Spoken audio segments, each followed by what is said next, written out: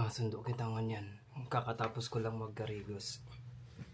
Mabiyar kita paligas piso sunduan ta si Aya.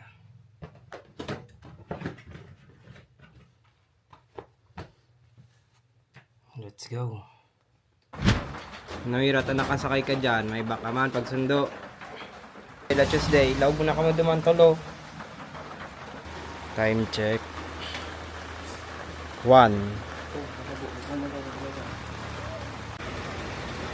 Kakan mo na sa Jollibee. Yan, si Chris na muna ma-drive pasiring sa Legazpi Airport para practice natin siya mag-drive. Yaon na kami digdi sa Daraga Airport digdi sa Legazpi. Time check 4:15. Post digdi siya maluwas. Yung digdi yan. Diyan sa arrival. Diyan maluwa si Aya at dyan. So, balik muna kita duman sa parking lot. Ma-i-idlip po na.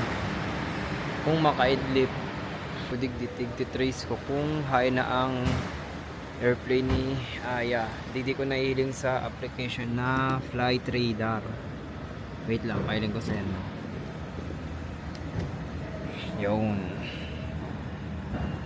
Yan. Mailing nindo. Una ang airplane niya. Manila to Daraga, Legazpi.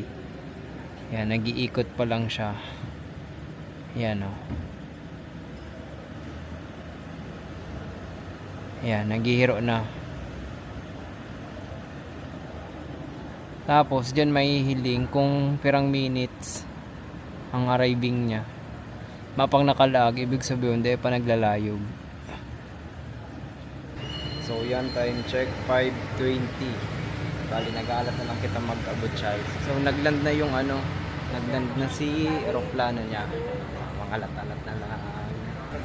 Ito na, nailing ko na sa airplane ni Dolph. Yan. Nag-aalat na lang ang bagahe. Naman ko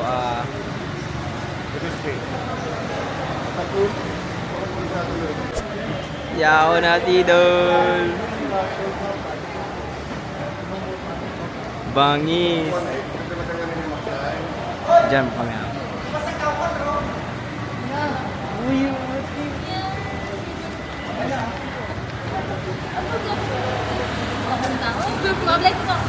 Ano, sarap yan ang gamit mo? Iyo po.